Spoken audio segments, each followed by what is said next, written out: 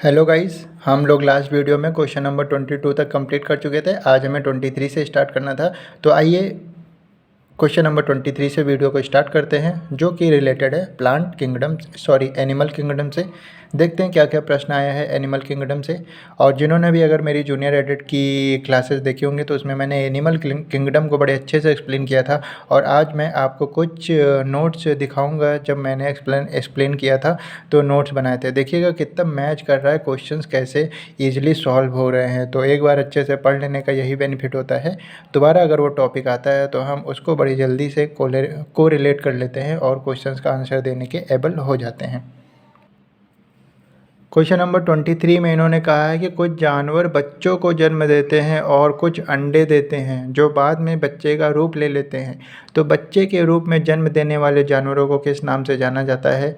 देखिए, जो अंडे देने वाले जानवर होते हैं वो अंडज जानवर कहलाते हैं। इंग्लिश में बात करें तो ओवीपेरस कहलाते हैं।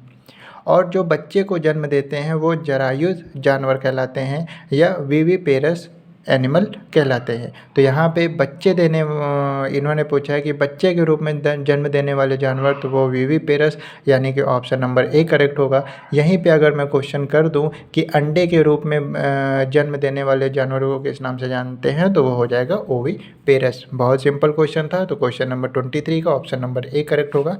बात करते हैं नेक्स्ट क्वेश्चन की।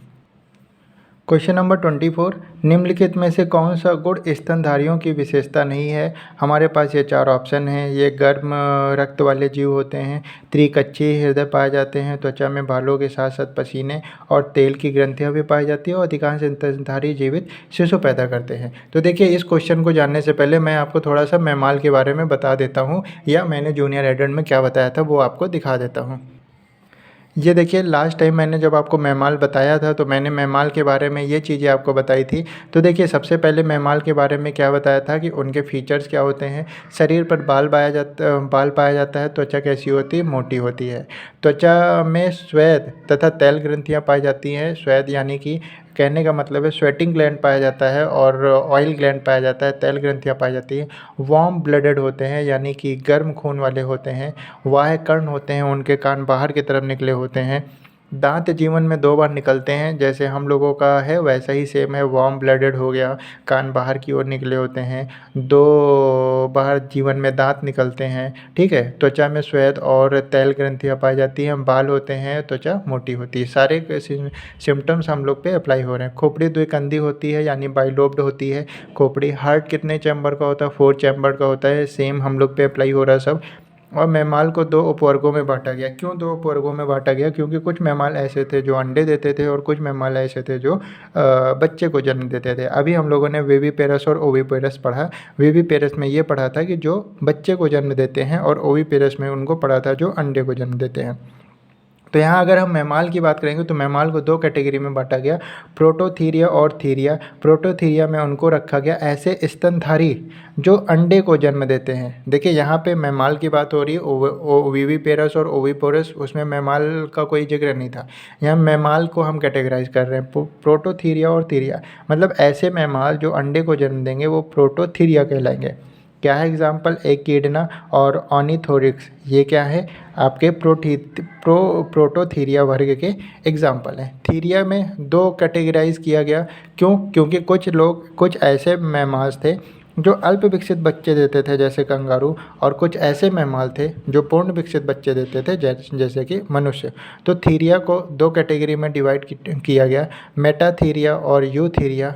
मेटाथीरिया में किनको रखा गया? अल्प विकसित बच्चे देने वाले स्तनधारी जैसे कि कंगारू हो गया और ओपोसम हो गया। थीरिया में उनको रखा गया जो पूर्ण विकसित बच्चे देने वाले स्तनधारी थे, जैसे बात करें मनुष्य हो गया, खरगोश हो गया, गिलहरी हो गया, गाय हो गया, बकरी हो गया। तो ये चीज़ें मैंने आपको एग्जाम्पल में बताई थी। मैमाल के 2 और एग्जाम्पल आपको ध्यान रखना, हिप्पोपोटामस और व्हेल। ये भी क्या है? मैमाल वर्ग के अंतर्गत आता है। ये तो कुछ एडिशनल जानकारी मैंने आपको बताई थी। सबसे बड़ा मतलब कि सबसे बड़ा जानवर कौन है? तो शुतुरमुर्ग। सबसे बड़ा पक्षी कौन सा है? शुतुरमुर्ग। सबसे छोटा पक्षी कौन है? Humming bird. उल्टा उड़ता हो जो वो गुंजन बर्ड, और सबसे तेज़ उड़ने वाला जो है वो अबाबीन बर्ड। तो ये बातें मैंने आपको बताई थी मैमाल के बारे में। अब ये जानकारी होने के बाद देखिए आप इसको कितने आसानी से कर लेंगे। अब देखिए अपने क्वेश्चन की बात करते हैं। इन्होंने पूछा था कि स्तनधारी की विशेषता नहीं है, ये गर्म रक्त वाले होते हैं। अभी हम लोग ने प्रॉपर्टी पढ़ा कि वार्म ब्लडेड होते हैं, ये बात सही है। त्रिकक्षीय हृदय पाया जाता है, नहीं, हम लोग ने पढ़ा था 4 चैम्बर्ड होते हैं। उसमें कितने चैम्बर होते हैं? 4 चैम्बर, यानी कि बी वाला ही गलत है और यही हमारा आंसर है। त्वचा में बालों के साथ साथ पसीने और तेल की ग्रंथियाँ पाई जाती हैं, जी हाँ, ये भी बात सही है। प्रॉपर्टी अभी हम लोग ने पढ़ा था। और अधिकांश स्तनधारी जीवित मतलब कि जीवित शिशु पैदा करते हैं, यानी बेबीज़ को जन्म देते हैं ज़्यादातर। तो थीरिया में अभी हम लोग ने ये भी पढ़ा था, एक मेटाथीरिया होता है, एक यूथीरिया होता है। उसमें बताया था कि मेटाथीरिया में अल्प विकसित बच्चे को जन्म देता है जैसे कंगारू, और यूथीरिया में हमने बताया कि वो पूर्ण विकसित बच्चे को जन्म देता है जैसे मनुष्य।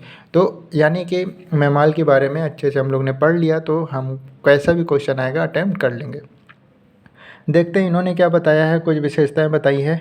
इनमें विकसित स्तन ग्रंथियां पाई जाती हैं, पूर्ण विकसित शिशुओं को जन्म देते हैं, ये बात पढ़ लिया। वार्म ब्लडेड होते हैं, ये भी पढ़ लिया। 4 चैम्बर्ड हार्ट होता है, ये भी पढ़ लिया। श्वसन फेफड़े पाए जाते हैं, ये भी पढ़ लिया। त्वचा में बालों के साथ श्वेत ग्रंथियाँ पाई जाती हैं, तेल ग्रंथियाँ भी पाई जाती हैं। तो ये मैमाल के बारे में कंप्लीट इन्फॉर्मेशन था, जो मैंने आपको जूनियर एडेड में भी बताया था, आज एक बार फिर से बता दिया है। बात करते हैं नेक्स्ट क्वेश्चन की। क्वेश्चन नंबर 25, नीचे दिए गए विकल्पों में से वर्ग इंसेक्टा यानी कि कीट के संदर्भ में गलत कथन की पहचान करिए। कौन सा कथन गलत होगा यह भी आपको पता चल जाएगा। पहले मैं आपको इसके बारे में थोड़ा सा डिटेल में बताता हूँ। जब मैं जूनियर एडेड का पढ़ा रहा था तो मैंने आपको ऑर्थोपोडा पढ़ाया था, और ये ऑर्थोपोडा ही किस वर्ग में आता है? इंसेक्टा वर्ग में आता है। तो ऑर्थोपोडा को ही हमको क्या बोलते हैं? इंसेक्टा बोलते हैं, क्योंकि जितने भी कीट होते हैं वो ऑर्थोपोडा के अंतर्गत आते हैं। सबसे पहले इनका शरीर कैसा होता है? खंड युक्त होता है। इनका शरीर 3 भागों में बटा होता है। ये देखिए डायग्राम भी बनाया था मैंने कि इनका शरीर में 3 खंड होते हैं। एक होता है सिर वाला पोर्शन, एक होता है वक्ष का पोर्शन, और एक होता है उदर। तो ये देखिए इसके 3 खंड कौन कौन से होते हैं? सिर, वक्ष और उदर। तो ऑर्थोपोडा यानी कि इंसेक्ट्स के शरीर कैसे होंगे? खंड युक्त होंगे। दूसरा, काइटिन का वाह्य कंगाल होगा। इनका कंगाल जो होगा, वाह्य कंगाल, बाहरी कंगाल, वो किसका बना होगा? काइटिन का बना होगा। देह गुहा कैसी होगी? ह्यूमोसिल होगी। श्वसन ये कैसे लेते हैं? क्लोम के थ्रू, पुस्तक क्लोम के थ्रू, पुस्तक फुफ्फुस के थ्रू, श्वसन कोशिकाओं के थ्रू। देखिए इंसेक्ट्स में बहुत सारी वैरायटी पाई जाती है ना, तो इसीलिए उनके श्वसन लेने की भी वैरायटी है। क्लोम, कुछ इंसेक्ट्स ऐसे होते हैं जो क्लोम के थ्रू श्वसन लेते हैं, कुछ ऐसे जो पुस्तक क्लोम के थ्रू, कुछ ऐसे जो पुस्तक फुफ्फुस के थ्रू, और कुछ ऐसे जो श्वसन कोशिकाओं से। 6 पैर होते हैं, यानी 3 पेयर होते हैं। तो आप देखिए 3 पेयर जो होते हैं इनके पैरों के, तो ना वो सिर वाले पार्ट में होता है, ना ये उदर वाले पार्ट में होता है। तीनों पेयर इसके वक्ष वाले पार्ट में है, और इनके पैर जो हैं वो आपस में चिपके रहते हैं, यानी पेयर चिपका रहता है। जैसे एक पेयर ये है तो ये चिपका रहेगा, दूसरा पेयर ये है तो आपस में कनेक्ट है, तीसरा पेयर ये है तो आपस में कनेक्ट है। शरीर 3 खंड में होता है, सिर, वक्ष और उदर, ये बता दिया। सबसे बड़ा संघ है, यानी एनिमल किंगडम में जितने भी वर्ग हैं उसमें सबसे बड़ा संघ है। इसमें 10 लाख कीट आते हैं लगभग। पंख कितने होते हैं? 4 इनके पंख हैं। तो ये चीज़ें थी जो ऑर्थोपोडा के लिए इम्पॉर्टेंट थी, यानी इंसेक्टा के लिए इम्पॉर्टेंट थी, और मैंने बहुत अच्छे से एक्सप्लेन करके आपको जूनियर एडेड जब पढ़ा रहे थे तो उसमें बताया था। एग्जाम्पल की बात कर ले, तिलचट्टा यानी कॉकरोच, सेम इंसेक्टा में ही आता है। उसके भी 3 खंड होते हैं, वक्ष में उसके 2-2 के पेयर हो के पैर होते हैं। ग्रास ऊपर हो गया यानी टिड्डा, स्कॉर्पियन हो गया बिच्छू, एडीज मच्छर हो गया, एपिस मधुमक्खी हो गई, चींटी हो गया, सुग्गा हो गया, ग्रीन कलर का आपने देखा होगा, बॉम्बिक्स हो गया जिसको रेशम कीट बोलते हैं, लेसिफेरा लेक्का हो गया जिसको लाख कीट बोलते हैं। तो ये कुछ एग्जांपल्स थे ऑर्थोपोडा यानी इंसेक्टा के। अगर आप ये चीज़ों को समझ लिए हैं तो अब आइए क्वेश्चन को करते हैं। देखिएगा वाकई में क्वेश्चन कितना ईजी हो जाता है ये जानकारी लेने के बाद। अब देखिए क्वेश्चन नंबर 25 में इन्होंने क्या कहा? इन्होंने कहा कि इंसेक्टा के संदर्भ में कौन सा कथन गलत है? इंसेक्टा यानी ऑर्थोपोडा जो कि सबसे बड़ा वर्ग है। पहला पॉइंट है 3 जोड़ी पैर पाए जाते हैं, बिल्कुल सही बात है। अभी हम लोग ने देखा कि 6 पैर होते हैं, यानी 3 पेयर होते हैं और आपस में एक दूसरे से जुड़े होते हैं। तो ये बात तो सही है, गलत नहीं है। पैर आपस में जुड़े होते हैं, बिल्कुल। अभी हमने देखा कि हर पेयर के पैर जो हैं वो आपस में जुड़े होते हैं, यानी कि एक पेयर है तो उसके दोनों पैर आपस में जुड़े होंगे, फिर दूसरा पेयर उसके पैर जुड़े होंगे, तीसरा पेयर वो आपस में जुड़े होंगे। तो यानी इनके पैर आपस में जुड़े होंगे, ये बात सही है। सी ऑप्शन में कह रहा है प्रत्येक शरीर खंड में 1 जोड़ी पैर होते हैं। तो शरीर खंड तो 3 था, एक सिर था, एक उदर था, एक वक्ष था। तो ये कह रहे प्रत्येक खंड में एक जोड़ी पैर होता है, यानी सिर वाले हिस्से में एक जोड़ी पैर होगा, उदर वाले हिस्से में एक जोड़ी पैर होगा, वक्ष वाले मतलब कि खंड में एक जोड़ी पैर होगा। जी नहीं, ऐसा बिल्कुल भी नहीं है। मैंने आपको बताया था कि सिर और उदर में पैरों की जोड़ नहीं होती है, वो सिर्फ वक्ष में होती है। वक्ष में ही उसके तीनों पैर होते हैं पैरों के। तो यानी कि ये गलत है। क्यों गलत है ये समझ गए। वक्षीय खंडों में पैर विद्यमान होते हैं। जी हाँ, वक्ष खंड में ही पैर विद्यमान होते हैं। तीनों पैर वक्ष में ही होता है।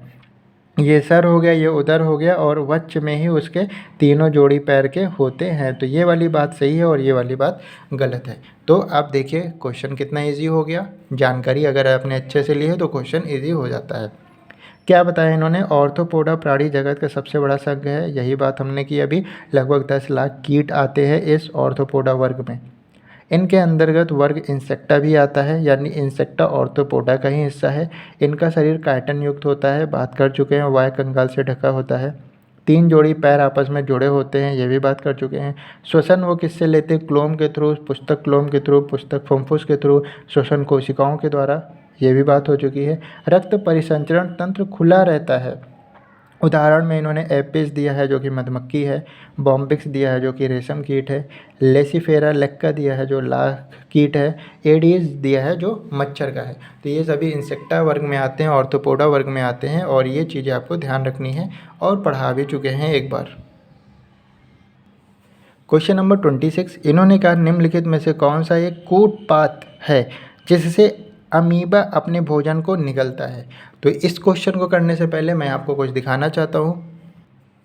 ये देखिए, मैंने आपको पढ़ाया था क्या, प्रोटोजोआ। प्रोटोजोआ में क्या बताया था, ये एक यूनिसेलुलर मतलब एनिमल का टाइप है। टिश्यू इसमें नहीं होते हैं। सूक्ष्मदर्शी होता है, स्वतंत्र जीवी एवं परजीवी होता है, यानी खुद पर भी डिपेंड रहता है, दूसरों पर भी डिपेंड रहता है, अकेला भी रहता है, समूह में भी रहता है, जल में भी रहता है, प्रजनन दोनों तरीके से कर सकता है, सेक्सुअल और असेक्सुअल। इनके एग्जाम्पल मैंने जब आपको बताया था प्रोटोजोआ में, तो अमीबा, पैरामीशियम, एसिटाबुलेरिया और यूग्लिना, ये एग्जाम्पल्स दिए थे। अब देखिए, मैंने बताया था कि जैसे हम लोग के पास क्या होते हैं, पैर होते हैं, हम एक जगह से दूसरी जगह पे मूवमेंट करते हैं पैरों के थ्रू। पर अमीबा के पास क्या होते हैं, पैर नहीं होते हैं, वो एक विधि द्वारा मूवमेंट करते हैं, वो होता है pseudopodia. Pseud sorry pseudopod. Pseudopod को क्या बोलते हैं, फॉल्स फीट या कूटपात विधि बोलते हैं। यानी कि ये इनके पैर नहीं होते हैं पर पैर का काम करते हैं। स्यूडोपोड ये मूवमेंट में रिस्पॉन्सिबल होते हैं, इनका साइज फिक्स नहीं होता है। तो यानी अमीबा का मूवमेंट किसके थ्रू हो रहा है, स्यूडोपोड के थ्रू, कूटपात विधि के द्वारा। और ये स्यूडोपोड और क्या करते हैं, भोजन को निगलने में इनकी हेल्प करते हैं। तो ये पॉइंट भी इसका है। पैरामीशियम किसके थ्रू मूवमेंट करता है, सीलिया के थ्रू। एसिटाबुलेरिया में मैंने बताया था सबसे बड़ा प्रोटोजोआ पूछे तो एसिटाबुलेरिया, और सबसे छोटा प्रोटोजोआ पूछे तो माइकोप्लाज्मा। यूग्लिना का मूवमेंट किसके थ्रू होता है, फ्लैगेलियम के थ्रू। तो यहाँ पे तो क्वेश्चन उन्होंने अमीबा का पूछा है, स्यूडोपोड, लेकिन आप पैरामीशियम का भी ध्यान रखिए, सीलिया, यूग्लिना का भी ध्यान रखिए, फ्लैगेलियम। ये वो चीज़ें हैं जिसके थ्रू उनका मूवमेंट होता है। यूग्लिना के बारे में मैंने ये भी बताया था कि प्लांट और एनिमल के बीच की संयोजक कड़ी होती है। ये भी बताया था क्यों ये प्लांट और एनिमल के बीच की संयोजक कड़ी होती है। तो ये पॉइंट्स मैंने बताया था और इसकी हेल्प से हम ये क्वेश्चन कर सकते हैं। क्वेश्चन नंबर 26 अब देखते हैं। इन्होंने कहा था कि कूटपात या अमीबा अपने भोजन को किसके थ्रू निगलता है। तो वो क्या हो गया, स्यूडोपोड। स्यूडोपोड क्या है, ये कूट मतलब फॉल्स फीट है अमीबा का, उसके थ्रू ये मूवमेंट करता है और भोजन को निगलने का काम भी वो इसी से करता है। अमीबा की खोज 1755 में किसने की, रसेल वॉन रोसेनहॉफ ने, और ये प्रोटिस्टा जगत के अंतर्गत आता है। अभी मैंने बताया प्रोटोजोआ जगत के अंतर्गत आता है। प्रोटोजोआ और प्रोटिस्टा जगत एक ही है। अमीबा की सतह पर इधर उधर जीवद्रत के छोटे छोटे उभार निरंतर बनते और बिगड़ते रहते हैं, इसीलिए शरीर की आकृति असममित और सदैव परिवर्तनशील होती है। मैंने आपको क्या बताया था, अमीबा का साइज फिक्स नहीं होता है और शरीर का कोई स्थानीय पृष्ठ और अधरातल तथा उग्र या पक्ष छोर नहीं होता, यानी इसका कुछ मतलब ऐसा पार्ट नहीं होता कि ये आगे का हिस्सा है, ये पीछे का हिस्सा है। और इन उभारों को स्यूडोपोडिया कहते हैं। मतलब कि ऐसी स्थिति को क्या बोलते हैं, स्यूडोपोडिया, जब यही नहीं समझ में आए आगे का हिस्सा कौन सा है पीछे का हिस्सा कौन सा है, क्योंकि गमन इन्हीं के बनते हैं और बिगड़ते रहने के कारण होता है। यानी कि वो मूवमेंट किसके थ्रू कर पाता है, स्यूडोपोड के ही थ्रू करता है, इसीलिए इसको फॉल्स फीड भी कहते हैं। और इसका अन्य मुख्य कार्य क्या है, भोजन को निगलना। यानी मूवमेंट के लिए और भोजन को निगलने के लिए वो स्यूडोपोड विधि का यूज़ करता है। तो हमारा क्वेश्चन नंबर 26 का ऑप्शन नंबर बी करेक्ट है। क्वेश्चन नंबर 27, एक कीट की रक्त शर्करा है। ये हमारे पास 4 ऑप्शन है, तो ऑप्शन नंबर सी करेक्ट है। ट्री हेलोज क्या है, वो एक कीट की रक्त शर्करा है। ये ट्री हेलोज क्या होता है, 2 मॉलिक्यूल ऑफ ग्लूकोज, वो क्या कहलाता है, ट्री हेलोज। इंपॉर्टेंट क्वेश्चन है, ध्यान रखिएगा, कीट की रक्त शर्करा क्या होगी, ट्री हेलोज। और ये ट्री हेलोज क्या है, 2 मॉलिक्यूल ऑफ ग्लूकोज। ये डाइसैकेराइड शर्करा होती है जो कीट जैसे कि शैवाल, खमीर, कवक व पौधों में पाया जाता है। किस में पाया जाता है कि इंसेक्ट्स में पाया जाता है, शैवाल में पाया जाएगा, कवक में पाया जाएगा, खमीर में पाया जाएगा, पौधों में पाया जाता है। ट्री हेलोज बहुक्रियाशील भूमिका निभाता है। जैसे क्या करता है, जीवाणुओं की कोशिका भित्ति में एक संरचनात्मक घटक के रूप में काम करता है। यानी ट्री हेलोज क्या क्या काम करता है, जो भी जीवाणु होते हैं उसकी कोशिका भित्ति में संरचनात्मक घटक के रूप में कार्य करता है। पौधे व कवक के विकास नियामक और कार्बन स्रोत के रूप में काम करता है तथा कीटों में ऊर्जा के स्रोत के रूप में भी काम करता है। तो हमें क्या ध्यान रखना है 27 में, कीट की रक्त शर्करा क्या हो गई, ट्री हेलोज, यानी कि 2 मॉलिक्यूल ऑफ ग्लूकोज। इनमें कौन सा उड़ सकता है, देखिए एमओ की बात करें तो ये एक शुतुरमुर्ग के जैसा होता है, ये उड़ नहीं सकता है, उड़ नहीं सकता। ऑस्ट्रिच, शुतुरमुर्ग, ये भी उड़ नहीं सकता। पेंगुइन को उड़ते हुए देखा है क्या, नहीं, तो पेंगुइन भी नहीं उड़ सकता। ऑस्ट्रिच, पेंगुइन और एमो ये उड़ नहीं सकते। कौन उड़ सकता है, हॉर्न बिल उड़ सकता है। अच्छा, इसका नाम हॉर्न बिल क्यों पड़ा, इसकी चोंच आगे बहुत बड़ी होती है, इसीलिए बड़ी भी होती है और नुकीली भी होती है, इसीलिए ये क्या हो गया, हॉर्न बिल। क्या दिया है इन्होंने क्या है कि हॉर्नबिल को क्षेत्रीय भाषा में धनेश कहा जाता है, यानी कि लोकल लैंग्वेज में इसको धनेश बोलते हैं। और धनेश की चोंच कैसी होती है, लंबी होती है, हॉर्नबिल, और नीचे की ओर घूमी होती है, लंबी भी होती है, नीचे की ओर घूमी भी होती है। और अमूमन ऊपरी चोंच के ऊपर लंबा उभर होता है, जिसकी वजह से इसका अंग्रेजी नाम पड़ा है हॉर्नबिल। हॉर्न मतलब सींग, बिल मतलब चोंच, और उड़ने में समर्थ होता है। तो उड़ने में हॉर्नबिल समर्थ है। पर एमू ये शुतुरमुर्ग की तरीके ही होता है। एमू आप गूगल कर लीजिएगा, क्या गूगल कर लीजिएगा एमू, तो उसमें आपको फ़ोटो मिल जाएगी। मैंने भी देखा था अभी जब ये नोट्स बना रहा था, तो मैंने एमू का डायग्राम देखा कि कैसा होता है ये एमू, तो वो उड़ नहीं सकता है। और हॉर्नबिल का भी डायग्राम देखा था। तो आप भी अगर इंटरेस्टेड हैं तो डायग्राम देखिएगा, तो आपकी मेमोरी में ये क्या होगा, परमानेंट स्टोरेज हो जाएगी आपकी मेमोरी में। तो एमू उड़ सकता है, ऑस्ट्रिच और पेंगुइन उड़ सकता है, लेकिन हॉर्नबिल उड़ नहीं सकता है। सॉरी, हॉर्नबिल उड़ सकता है, लेकिन ये तीनों उड़ नहीं सकते हैं। तो क्वेश्चन नंबर 28 का ऑप्शन नंबर ए करेक्ट है।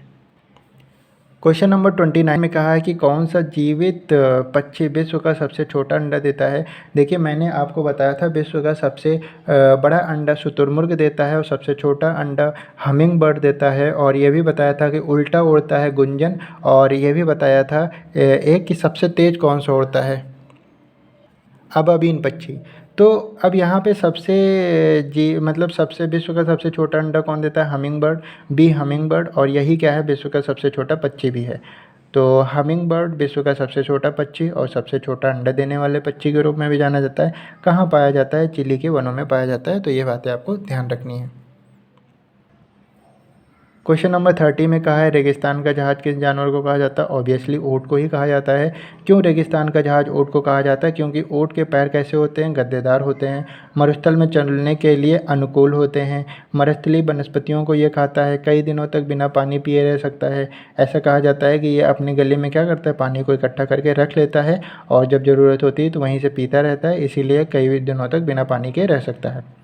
तो मरुस्थलीय क्षेत्र में रहने के लिए जो कुछ भी चाहिए वो अनुकूलन करने के लिए वो ऊँट के पास है, इसीलिए ऊँट को मरुस्थलीय जीवन के लिए उपयोगी बताया जाता है। तो क्वेश्चन नंबर 30 का ऑप्शन नंबर बी करेक्ट है।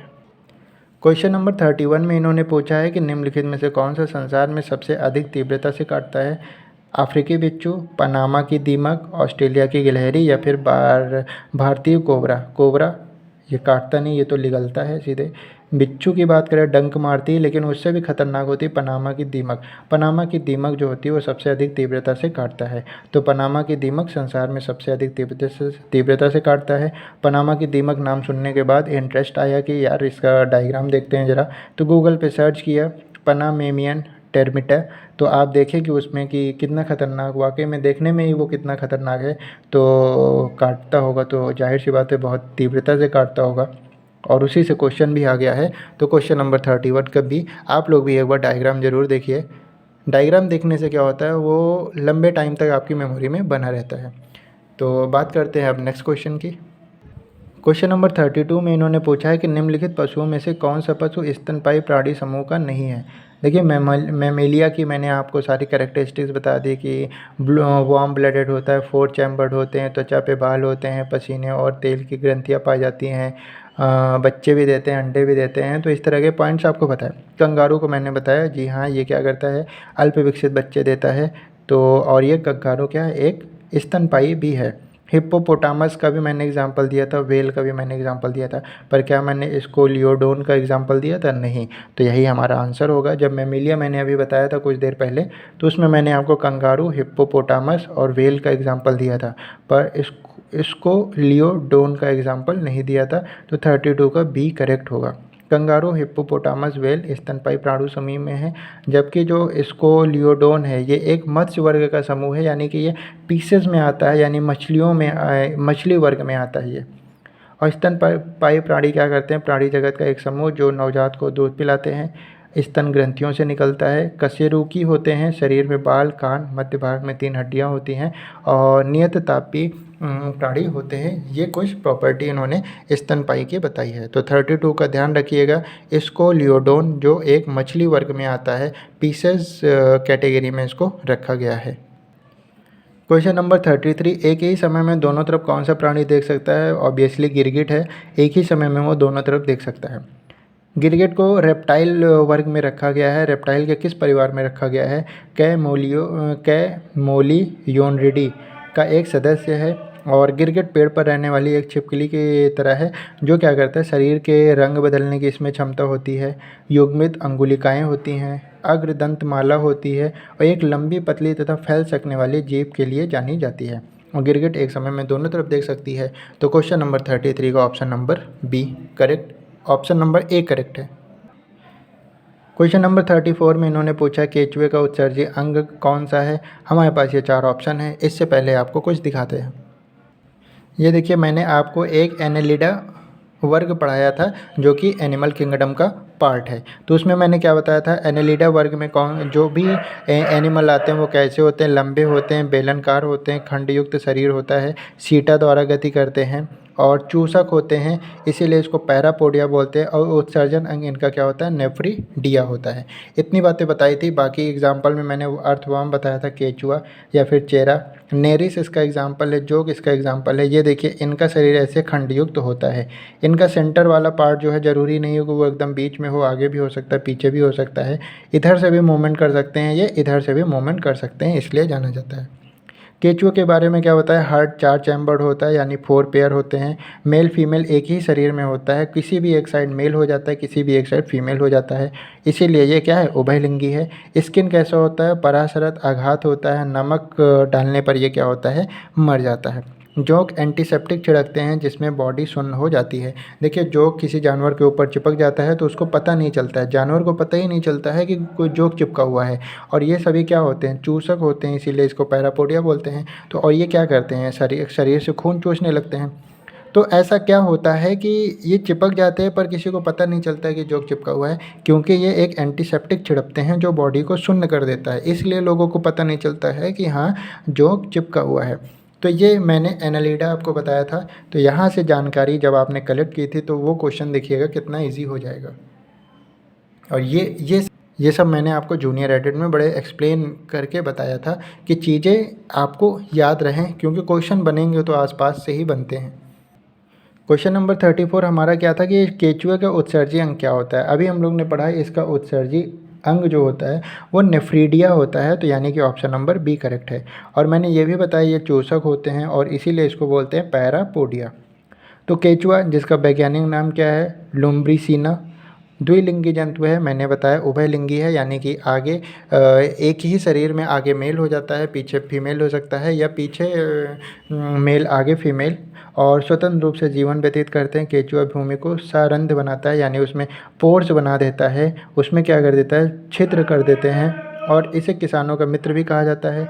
केंचुआ, जोंक, नेरिस, ये सब क्या है, उत्सर्जी अंग क्या होते हैं, नेफ्रिडिया, और ये किस वर्ग में आते हैं, एनालिडा वर्ग में आते हैं। और अभी मैंने आपको अर्थवॉर्म, नेरिस और जोंक तीनों का एग्जाम्पल दिया था। तो ये जानकारी आप ध्यान रखिएगा, इससे आपके कई क्वेश्चंस बन सकते हैं। और देखिए क्वेश्चंस वहीं से आसपास से ही बन रहे हैं। तो 34 का ऑप्शन नंबर बी करेक्ट है। कोई भी एनालिडा वर्ग का आ जाएगा तो उसका क्या होगा, उत्सर्जन अंग नेफ्रिडिया ही होगा। चाहे वो जोक का पूछ लें, चाहे वो नेरिस का पूछ लें, चाहे वो अर्थवर्म यानी केचुए का पूछ लें। क्वेश्चन नंबर 35, अधिकांश कीट किस प्रकार श्वास लेते हैं। तो देखिए जितने भी कीट हैं यानी इंसेक्ट हैं वो किस प्रकार श्वसन लेते हैं, तो वो ट्रैकिया प्रणाली के द्वारा श्वसन लेते हैं। अधिकांश कीट ट्रैकिया प्रणाली के द्वारा श्वास लेते हैं। कीटों में श्वसन अंगों की भारी विभिन्नताएं पाई जाती हैं। देखिए कीट हमारा जो है ऑर्थोपोडा वर्ग का है, और मैंने बताया था लगभग 10 लाख कीट की प्रजातियां हैं। यानी कि सबसे बड़ा वर्ग कौन सा है, ये ऑर्थोपोडा ही है, यानी इंसेक्टा ही है। और कीटों में फेफड़े नहीं होते हैं, ये भी बात कर चुके, वरन इनके स्थान पर गैसों के आदान प्रदान के लिए देह गुहा के रक्त में तैरती हुई श्वास नलिकाएं होती हैं, और उसी को हम लोग क्या बोलते हैं, ट्रैकिया बोलते हैं। तो कीट किस प्रकार श्वास लेते हैं, ट्रैकिया प्रणाली के द्वारा श्वास लेते हैं। 35 का ऑप्शन नंबर डी करेक्ट है। मकड़ी का श्वसन अंग कौन सा होता है, तो मकड़ी में बुक लंग होती है, तो मकड़ी का श्वसन अंग क्या होगा, बुक लंग होगा। देखिए मकड़ी तथा कीटों में धागे के समान क्या होता है, मेलपिधी नलिकाएं, जिनको हम क्या बोलते हैं, बुक लंग्स, और उत्सर्जन अंग है जो मध्यांग व पश्चांग के जोड़ पर स्थित होती है, और नाइट्रोजनीय अपशिष्ट पदार्थों को यूरिक एसिड के यूरेट में के रूप में उत्सर्जित करती है। तो मकड़ी के श्वसन अंग कौन से हो गए, बुक लंग्स, और ये कैसे होते हैं, धागे के समान होती हैं, मेलपिघी नलिकाएं इसमें पाई जाती हैं। उत्सर्जन अंग है मध्यांग पश्चांग में जोड़ पर स्थित होता है, यानी मध्य और पश्च के जोड़ पे ये स्थित होता है। नाइट्रोजनीय अपशिष्ट पदार्थों को ये यूरिक एसिड के यूरेट के रूप में उत्सर्जित करते हैं, यानी एक्सक्रीट करते हैं। जो ये नाइट्रोजन अपशिष्ट पदार्थ होते हैं जिसके यूरिक एसिड को ये यूरोक के रूप में उत्सर्जित करते हैं। तो 36 का बी ऑप्शन करेक्ट होगा। इन्होंने पूछा है 37 में वयस्क बिल्ली के कुल कितने दांत होते हैं, तो वयस्क बिल्ली के तो 30 दांत होते हैं, लेकिन अगर अवयस्क बिल्ली है तो उसमें 26 दांत होते हैं। मांसाहारी होता है, मांस खाने के लिए ही विकसित हुए हैं। तो क्वेश्चन नंबर 37 में आपको ध्यान रखना है कि वयस्क बिल्ली में 30 दांत होते हैं, और अगर अवयस्क बिल्ली है तो 4 दांत कम होंगे, यानी 26 दांत होंगे। मांसाहारी जीव है ये आपको पता ही है, और मांस खाने के लिए विकसित हुए हैं। क्वेश्चन नंबर 36 के बाद हमारा 38 से एक नया चैप्टर स्टार्ट हो रहा है, जो हम लोग अगले वीडियो में करेंगे। आज के लिए इतना ही, थैंक यू।